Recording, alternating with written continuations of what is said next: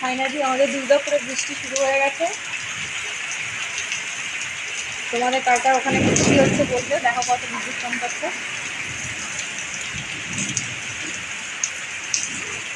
অনেকদিন পর এরকম বৃষ্টি দেখে খুব ভালো লাগছে।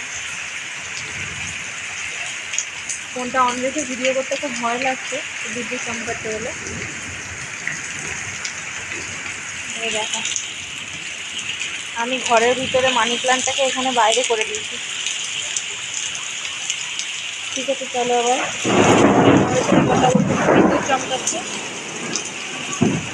Tata, good night all.